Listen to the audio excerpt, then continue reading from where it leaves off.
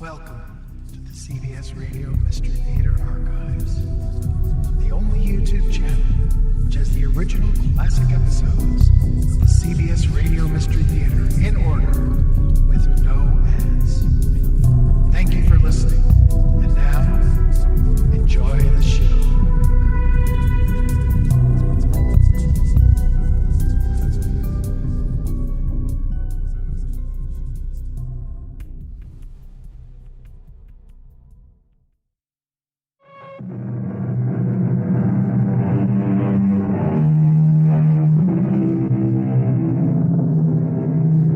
Come in. Welcome. I'm E.G. Marshall. I'd invite you to sit down, but at the moment we're in a laboratory. The laboratory of Dr. John Gilbert and Stephen Kaplan, two research scientists at State University. Nothing but sinks and test tubes and Bunsen burners, and only one chair at a desk where Dr. Gilbert is now sitting alone, talking into a small tape recorder. I think without disturbing him, we might just listen. Tape 26, 4 p.m. Friday, February 17. Tomorrow, we will make the supreme test. The serum I-23 has already been effective on mice and rabbits. Tomorrow, if it works on the human body, there's no end to the potential. I have no qualms at all. The serum won't kill me. At least, I don't think so.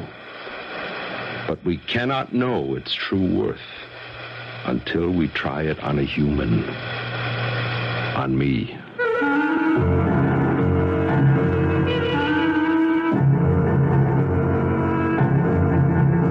Our mystery drama, I Thought I Saw a Shadow, was written especially for the Mystery Theater by Bob Juhren and stars Nat Polen. It is sponsored in part by True Value Hardware Stores and Contact, the 12-hour cold capsule.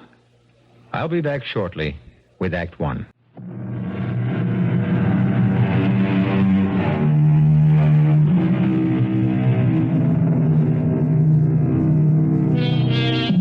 When man tampers with the forces of nature, sometimes great things are revealed to him. Radio, for instance. Had it not been for man's curiosity, his probing and questioning, the miracle of broadcasting might still be undiscovered. And then, where would we be? That's just one of the thousands of ways that humans have put the laws of nature to productive use. But there are other laws and forces that are better left untouched, unexplored. For these laws are immutable, fixed, unchanging. And some of them, when disturbed, produce frightening and devastating results. Let's go to the laboratory of Dr. John Gilbert and his assistant, Dr. Stephen Kaplan, as they prepare to tamper with just such a law. Lab 2, Kaplan here. Yes, sir, right here. John, Colonel Morgan. Oh, thanks. Hello, Colonel. I was expecting your call. Yes, on Saturday. But I know we've discussed it, Colonel, and I have to be firm. No witnesses. I realize the government is funding the project, but until Dr. Kaplan and I are sure it's ready, we have to conduct our experiments in absolute secrecy. Thank you, Colonel. Yes, certainly, as soon as we have the result. Goodbye. If this thing's supposed to be top secret, how does Colonel Morgan come off thinking he can bring in a party of bird watchers? Well, he has to act important. He wants to be sure he gets whatever credit is coming. And I should be used to that. You mean Dr. Ferguson? She could have shared that award with me for the work we did on blood plasma. It was mostly my work. She could have given me some recognition, even though I was only her student. Well, forget her. I'm still worried about going ahead. I don't think we've run enough tests on the animals. I think it's too soon to be squirting the stuff in your arm. I know, Steve. But how much further can we go with the animals? We can't get a subjective reaction. We know the primary function of the serum works, but we don't know how they feel, how they move under the influence. I know you're right. And I know we're going through with it on Saturday. And I know I'm supposed to be a level-headed scientist. And I know I'm damn scared. I'll get it. Lab 2, Gilbert. Hello, John. I'm not interrupting. Margot. Oh, I'm sorry to bother you at the lab, but I never get an answer to the apartment. I know. I'm not there much anymore. You were never there much any time. But that's past, John. I wonder if I could see you. Of course, Margot. This project's taking all your time. You name it. Well, I could meet you tonight. Do you want to come to the apartment? No, I'd rather you came here. Want to make a dinner? That'd be nice. How about 7? All right, I'll be there. Goodbye, John. See you later, Margot. No comment. She's still my wife, Steve. In name only. I hate to see your concentration broken by another meeting. Particularly now, 2 days before... I'm not a teenager, Steve. I can control my emotions. John, does Margot know about our work? No. I've kept it top secret even from her, which wasn't difficult since we see each other so seldom now. Are you going to tell her?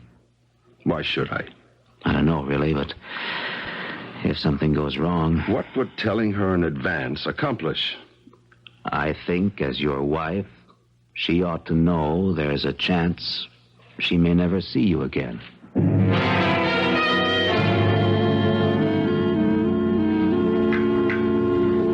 More coffee, John? No, thanks, Margot.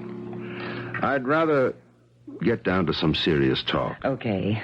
Well, we've been through the wine, the candlelight, and the steak. Now we've got to face the facts. The fact being... I want a divorce. I was afraid of that. John, don't make it any more difficult for me. We've been separated for almost a year. I want to be free. Do you? Really? No, yes. A few months ago, I might have had doubts. But now I know I want to marry Bill Watkins. I want to be free to marry him. Well, I can't blame you. I'm not going to drag up the old neglected wife routine. You'll always be a deep part of me. But I want more out of life than the shadow of a man. Well, I can't argue the point. But you'll always be a deep part of me. You know, working in the lab those many nights, those lonely nights for you, for me, you were always there. I love you. Even though you were home and I was working, we were there together. I may have been there for you, but for me, it was lonely. Is lonely. Well, I'll do whatever you want, Margot. Thank you. No, damn it, I don't mean that. I don't want Bill Watkins to have you. John. Give me one more chance. Let me finish this project I'm on now. It'll only be a few weeks, and I'll take a sabbatical. We'll travel. We'll be together every minute. And then I'll settle for a teaching position in California. A nice, quiet, steady life. In other words, your career is the price you'll pay for me. Yes, if I have to. And you'll hate me for it. No, John. I want it my way. Well, it doesn't have to be settled tonight. Things can change. Maybe you will be free. What do you mean by that? Well, Steve thought I ought to tell you. It's supposed to be top secret, but as my wife... What is it, John? The project, the government project. Well, I know that. I know it's taken every minute for 2 years. But you've never known what it was. No. No, I could have put up a fight against another woman easier than that secret project. Well, Steve thought I ought to confide in you as my wife. Because, as he put it, you may never see me again. What? You've got to swear to secrecy, Margot. No one on Earth except Steve and a handful of government officials know about this. All right. I swear. Steve and I have developed a serum. A serum that's injected into the body and renders the body totally invisible. Invisible? It changes the molecular structure of the body. It works on the nucleus of the body's atoms. We've proved it with the lab animals. Invisible? But why? Margot, its use in the military is beyond imagination. For spies, troops, invisibility could turn the outcome of battles. And it works. On lab animals, it works. That's fantastic. And on Saturday, we're trying it on me. On you? John, you mean you're going to become invisible? Well, that's the hope and the plan. The effect only lasts for an hour or so, but we can't be sure of it until we try it on a human. On the rats in the lab, it lasted 1 hour. Then, gradually, they reappeared. No worse for the experience. Then it's not dangerous? Not to the animals, but we've got to try it on a human to really find out, to get the subjective reactions. I mean, will I see myself, or will I look down and see nothing but space? How will I move? My body will still be there. I won't be able to walk through things like a ghost, or will I? These are the questions we have to answer with a human subject. You. Me. You'll come out of it all right. We hope and expect so. The effect has to wear off. And if it doesn't? You'll never see me again. Oh, you seem to be making light of it. I have confidence in the serum. I admit I'm a trifle nervous about the sensations, the unknown.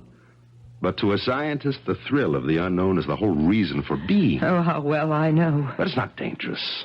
If it were, those rats and rabbits would have been dead, or worse. But you'll have to take a much larger dose than you gave the animals, won't you? Well, naturally.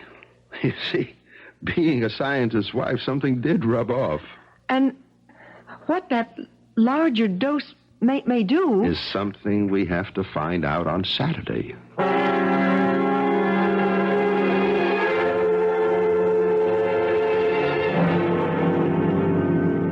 Are you ready, John? Yes. Now, you're sure you... I'm sure, Steve. We've worked for 2 years for this minute. All right. Oh, damn it. Let it ring. I can't. Lab 2. Steve, can I talk to John? It's Margot. All right. Margot? Oh, John, I had to call. Are you all right? We haven't started. You called at a very awkward time. Oh, I'm sorry, but I simply can't stop thinking. I understand. But you'll have to let me call you later. If you're able to. I will. Please, Margot. I can't talk now. Oh, all right. Call me later. Go ahead. Okay. It's a large dose. At least 30 seconds to empty the syringe. Feel anything? Not yet. I'm going to slow down on the pressure a second. Why? Let your body absorb what it's got already. I don't feel a thing. Maybe I'm not supposed to. You don't look any different either. It's too early to tell. Maybe the dose we planned isn't big enough. Start the tape recorder. I have now absorbed 200 cc of the serum I-23. The 23rd formula, which Dr. Kaplan and I feel to be the effective limit for invisibility. I have no sensation. 20 seconds have passed since the beginning of the injection. In our experiments with mice, invisibility began within the first 10 seconds and was complete by 30. Taking into account the difference in size and body tissue, I should begin to disappear within 2 minutes, and complete invisibility should be effected in 5. 40 seconds have passed. The syringe is empty. Feel any different? Our proportions couldn't have been that much off. It's not likely. But everything's still an X factor. The dosage must have been too small. We don't know that yet. All right. We'll wait 15 minutes.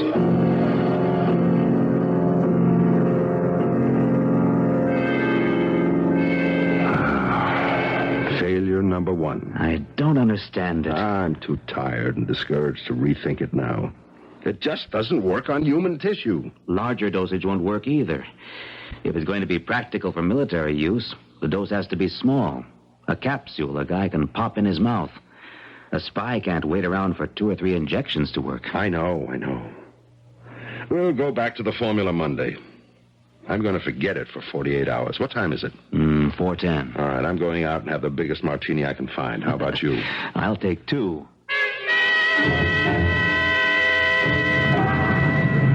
You know, the nitrogen element may be too low. I don't think so. The balance was 80-20 nitrogen over phosphate. More likely it... John. Stop a second. What's the matter? Look. On the pavement ahead of us. What? The sun's behind us. Look at my shadow. So? In front of you, there is no shadow. You're right. Your body isn't casting any shadow at all.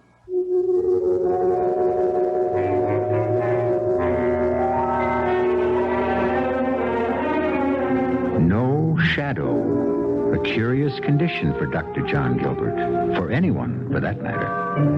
After all, one's shadow is a very personal thing. It's yours alone. And to be without one, well, it's unnerving, to say the least. Thank goodness I still have mine. I can see it right here on the studio floor. So don't go away, please. Me and my shadow, if not Dr. Gilbert's, will be back shortly with Act 2.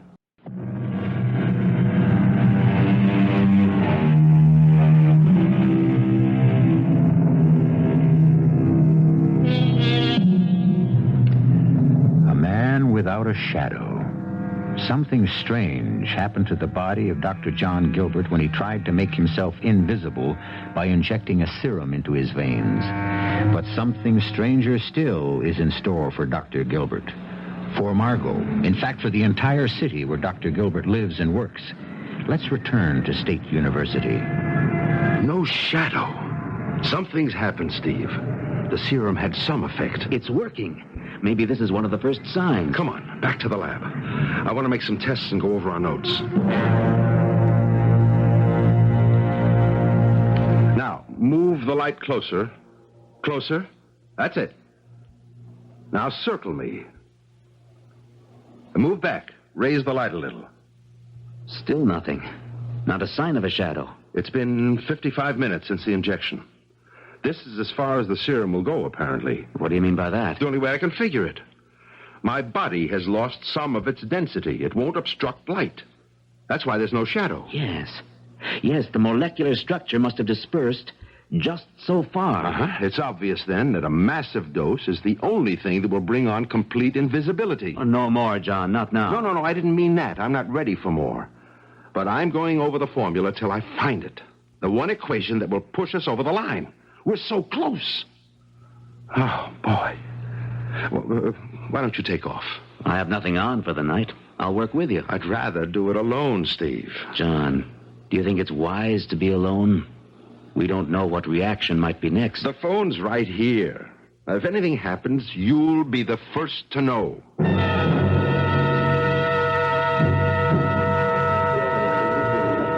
You're not hiding it very well, Margot. I know, Bill. I'm sorry to spoil our supper. Margot, I love you. We're going to be married. Your problem is my problem. Not exactly. It's John. I'm worried about him. Is he giving you a hard time about the divorce? No. But he was going to call me today. I was expecting to hear from him before you picked me up. What's he calling you about? I can't tell you. You still seem awfully interested in John. I am interested in his work. It's important. I thought his work was the whole problem between you two. It was, but, well...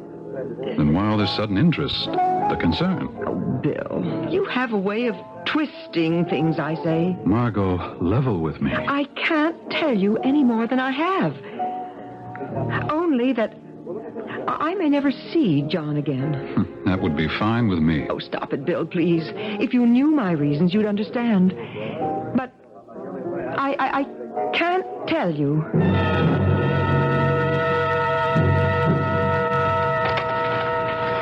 I feel no physical sensation at all. No dizziness. No apparent lessening of muscle tone or tissue structure. No loss of weight. Just loss of shadow. Oh. This will be the last entry for this date. Saturday, February 18. I will resume tomorrow when... Steve? Steve, is that you? Steve? Who's there? I could swear someone came into the lab. New item. It's 10:05 p.m. I have a distinct feeling someone has entered the lab. There was no sound, just this feeling. I will continue taping in case this may prove helpful if anything happens. I know I am not alone. Who's there? Answer me! I can see a shadow. I know someone's there. Shadow is moving from the outer hall. In a second, I'll know who it is. There's nothing but a shadow. A man's shadow moving into the lab. It glides across the floor now, not toward me, toward the wall. Within all reason, this can't be. But it is happening. Now it moves along the wall and stops. It hangs there on the wall, waiting. The shadow of a man. Now I know with all certainty that shadow on the wall is mine. How still it hangs there, waiting for the last of the serum to wear off. Now it moves again, moves with a will of its own. Slowly across the wall, toward the window. There, it pauses by the window. And now, disappears into the night.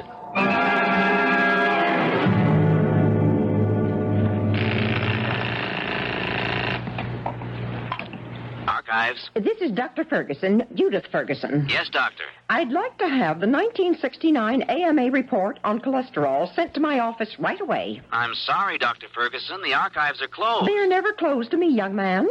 I'll expect that report within the half hour. But, Doctor, the files are locked for the night. I have no authority. Then who has? Only Mrs. Abrams, the director. Then get her at home and get me that. Just a minute. Who's out there? Dr. Ferguson? I've got to go. Someone just came into my outer office. Get that report and get it now. Who's there? Funny. Thought I saw a shadow. It is a shadow. But who's there? Answer me. Just a shadow? It can't be. Oh, get away, please. Get away. Don't. No. Stop.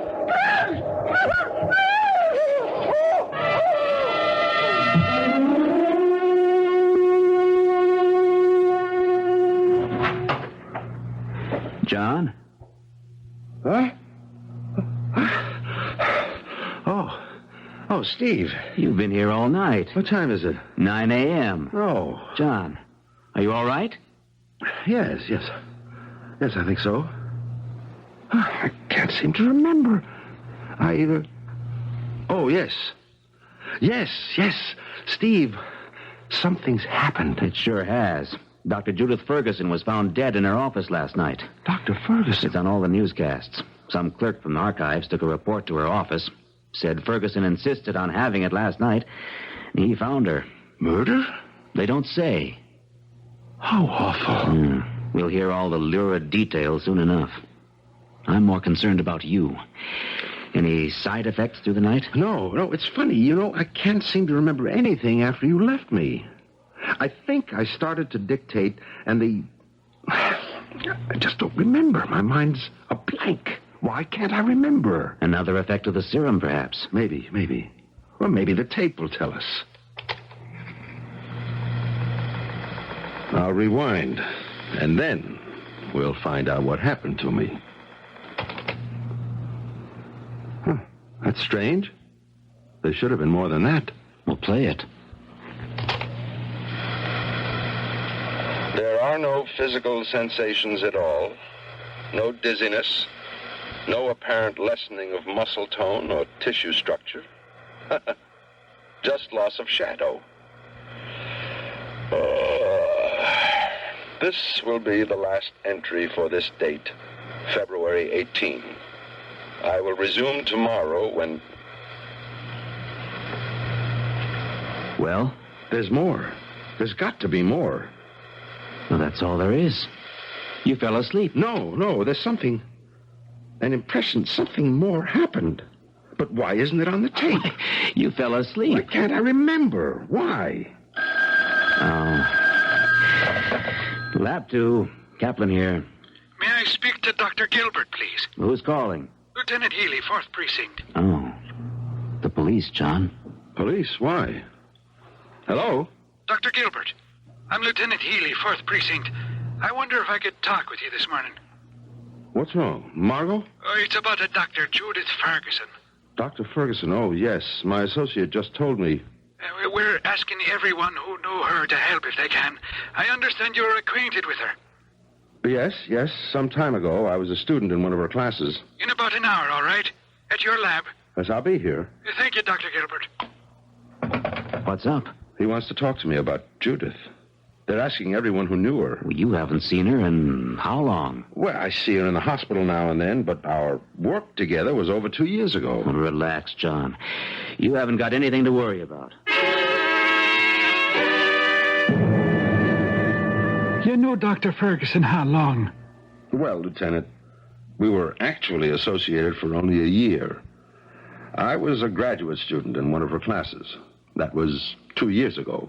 We wouldn't single you out like this, Dr. Gilbert, but we're told you and Dr. Ferguson were involved in a successful medical project, one that Dr. Ferguson received an award for. Yes, on blood plasma. Well, after working that closely with Dr. Ferguson, can you remember any incident, any friend of hers, anything that might give us a clue to who'd want to kill her? Well, then you do suspect murder. This was no accident. How was she killed, Lieutenant? Nothing's been said. Well, we're keeping that quiet. She was suffocated. Apparently, a clerk from the hospital archives department took a report to her office. She didn't answer his knock, so he got the custodian to open the door. They found her. The office was locked from the inside? Windows, too. Well, then if it was murder, how did the killer get out? That's just one of the problems we've got with this case. Oh? There were no marks on the body, but the room was a shambles. She fought with someone. But we figure whoever tore that room apart has some marks on him. That's why we're talking to anyone we can find who knew her. Something will give the killer away. Well, thanks for your time, Doctor. I'll be in touch if we need any more from you. Thank you. Goodbye, Lieutenant. There was a time, I suppose, when I could easily have killed Judith Ferguson myself. My work, her acclaim. But I certainly wouldn't dream of it now. Come on, I'll buy you a drink. It's getting late. I'm so mixed up. These 2 days have been... Wait. What's the matter? Someone's come into the lab. I didn't hear anyone. No sound, no. But someone's here. Now I remember. Last night, I remember. I was alone. I thought it was you. What are you talking about, John? It's back. It's here in the lab, just like last night. John, stop this. There it is. Good Lord. What? Shh. It's my shadow. My shadow. Alive. And with a will of its own. You saw this last night? Yes. Now watch. It moves along the wall. So slowly. Silently. I can't believe I'm seeing this. I couldn't believe it either, Steve. There it goes. Look. Along the wall. The drapes. Now, out the window. Just like last night. It's gone. Just like last night. It vanished at the window. And then... Dr. Ferguson. Ferguson? You don't think it was responsible for... It seems to have a will of its own. Steve, where is it going now?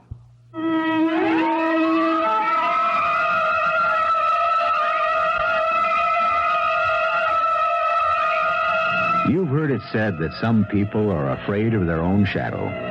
Well, it seems that Dr. Gilbert's shadow is something to be afraid of. It has already disposed of one of Dr. Gilbert's dark, subconscious resentments, And there's not the shadow of a doubt there'll be more sinister happenings when I return shortly with Act 3.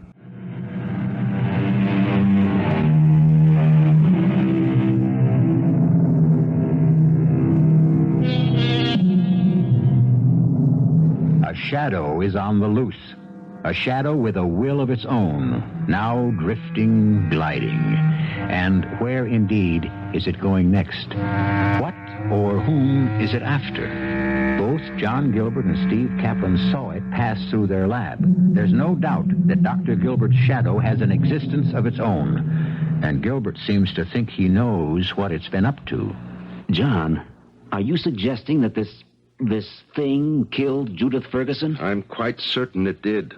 That's impossible. The policeman said Judith died of suffocation. No marks on her body. A locked room. Does that sound like an ordinary murder? No, but why Dr. Ferguson? I don't know. Perhaps because I wished her dead at one time. I think we should notify this Lieutenant Healy. And tell him what? That we think a shadow is out killing people? Your shadow? He'll lock us up. Oh, I know. It does sound like nonsense. If this thing is a part of you that disengaged itself when you took the serum, it should return to normal when the serum wears off. Steve, it has worn off. I took that injection more than 24 hours ago. But that thing still exists. I'm still not sure I buy it, John. We don't know how long the serum might stay in your body. We found no trace of it in the mice after 4 hours. True, but their shadows didn't go wandering around either. Perhaps mice don't have resentful souls. Oh, you've really sold yourself on the idea that some astral part of you killed Judith Ferguson. When the serum changed my molecular structure, who knows what it released? I am changed permanently. The serum wore off long ago. And that thing out there continues to exist.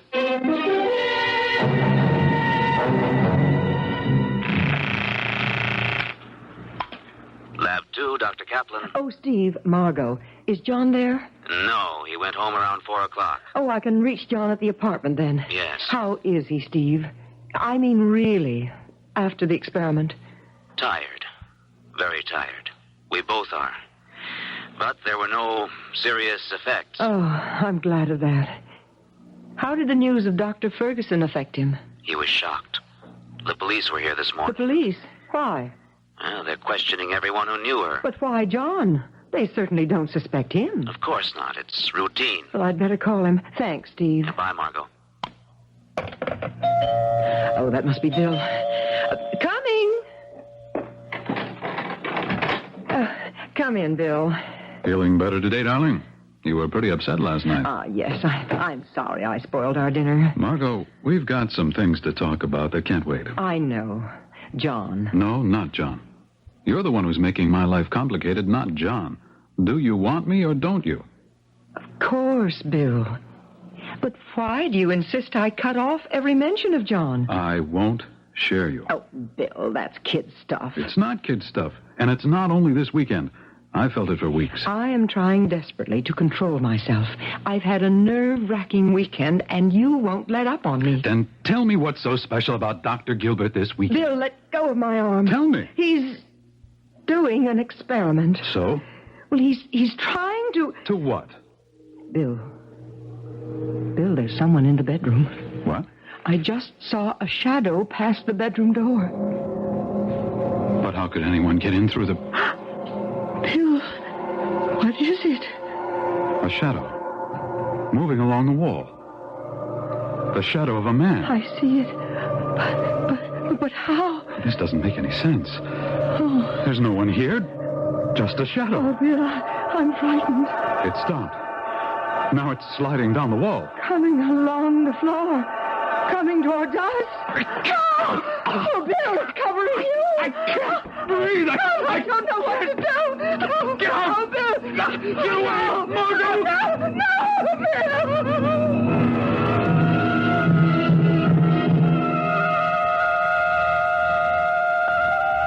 We haven't been able to get a word out of her, Dr. Gilbert. She's in deep shock.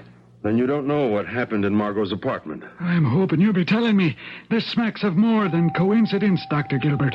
2 people whose lives touched yours, dead within 24 hours of each other, and killed the same way. Are you ready to believe me? Ready? My shadow killed them both. I don't know who will be next. Now look, Dr. Gilbert, if you're going to make light of this, I'll be damn sure you're sorry. Oh, I'm not making light of anything. My shadow is loose, with a will of its own. Now, you may be an eminent scientist. Look at the floor, Lieutenant. Look! There's your shadow. Where's mine? Oh. Well, okay, I've read enough science fiction to believe it, but don't ask me to be putting out an all-points bulletin on your shadow. Shadows don't kill people, Doctor. People do. Is that you, Bill? Margot, it's John. John.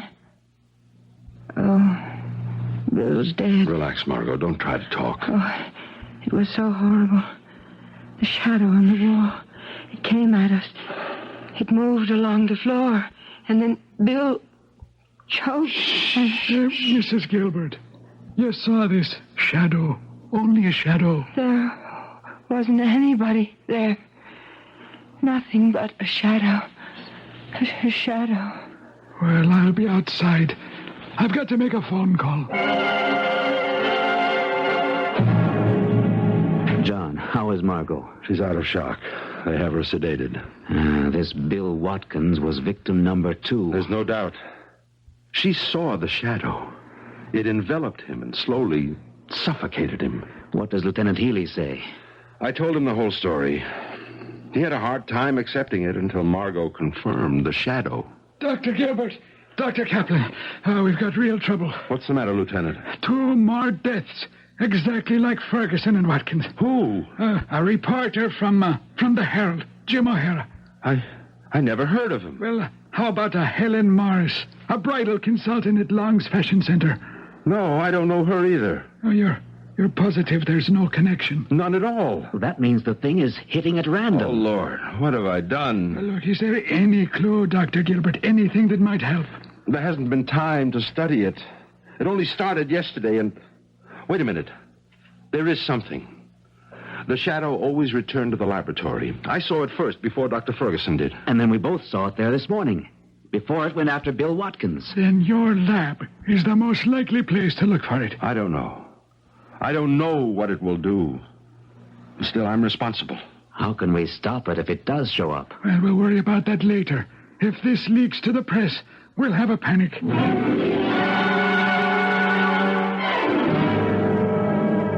That's right, Captain. Dr. Gilbert thinks it will come back here to his lab.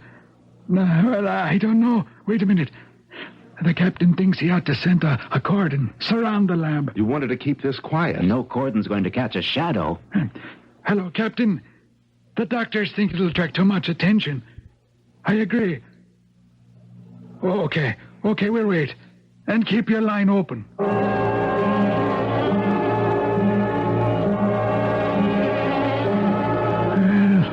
Almost an hour. 9 o'clock. I wonder if we're driving it off waiting like this, Lieutenant. I think it'd be better if I were alone. No way. I'm going to be staying. Dr. Gilbert has a point, Lieutenant. Well, there's nothing any of us can do if it does appear. You can't shoot it, catch it. Why don't you leave me alone and see what happens? Well, maybe you know more about this then than I do. I'll go along. I'll be right downstairs, though. I'll wait with the lieutenant, John. Maybe this is between you and whatever it is. Your shadow. Yes. Yes, I think it is. I don't like leaving him alone. Neither do I, Lieutenant. But I don't know what else to do. If the shadow comes back, maybe he can deal with it. And it may not come back. It may keep on killing. Who knows what it's going to do? Whoever heard of anything like this before? I can't believe I'm staking out a shadow. We can wait in here. Faculty lounge. Well, I only wish I knew what we were waiting for.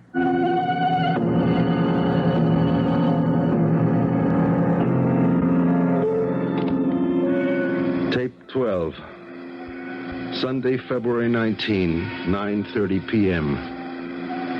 There have been no further effects on my body.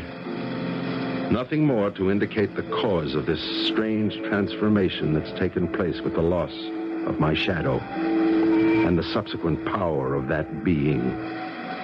Will it return to me? I know now what I have to do, what I must do. There it is, slipping in at the window. I knew you'd be back. There's only one way you can be stopped.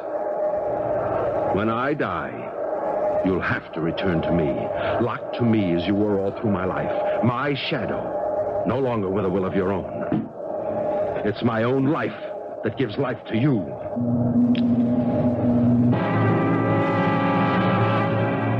Almost 9:30. I think we ought to go back up.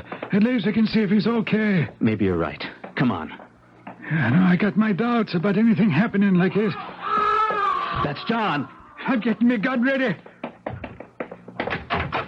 John! He may still be alive. John! Or let me get to the phone. Police emergency. Get me. He's dead. Never mind. The gun's still in his hand. He never fired a shot. And there's not a mark on him. The thing. Just like the others. We'll never know. Oh, John. What are you doing, Doctor? What I should have done long ago. Destroying the formula and everything about this fiendish project. The chemicals, the notebooks, even the tapes. I don't want to know anymore. I hated this thing from the start. I gotta call headquarters. That thing may still be on the loose. No, it isn't, Lieutenant. Look on the floor. Oh, yes, I see. Yeah.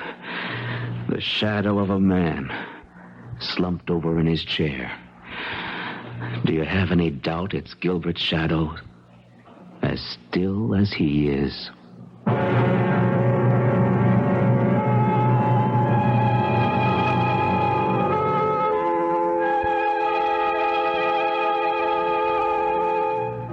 What did kill Dr. Gilbert?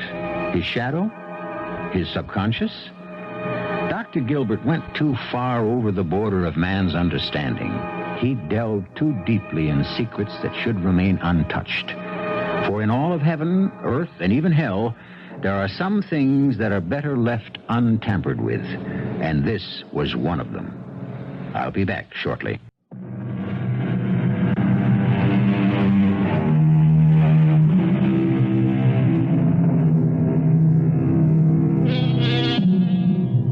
Stand up and take a good look at your shadow.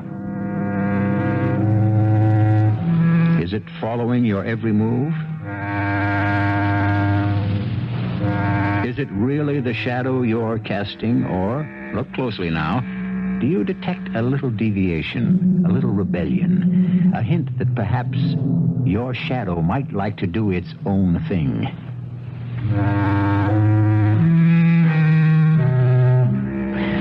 Maybe you'd better turn off the lights. That's the surest way I know of getting rid of shadows, wanted or otherwise.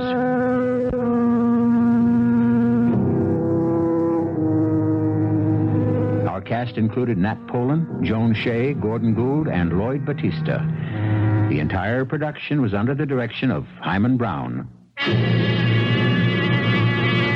And now, a preview of our next tale. But surely Roland is reasonable. Of course. But the problem goes deeper. She will not go with him because, obviously, she is unhappy. Her refusal must make him unhappy. His unhappiness must, in turn, be transferred to someone else. Thus, a disease is created and spread. The disease of unhappiness. The one disease for which there is neither remedy nor antidote. The only disease that can wipe out our society.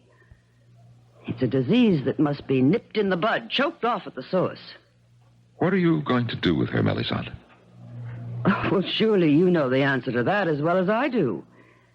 We shall have to cure her or kill her. Radio Mystery Theater was sponsored in part by Buick Motor Division and Anheuser-Busch Incorporated, brewers of Budweiser. This is E.G. Marshall inviting you to return to our Mystery Theater for another adventure in the macabre. Until next time, pleasant dreams.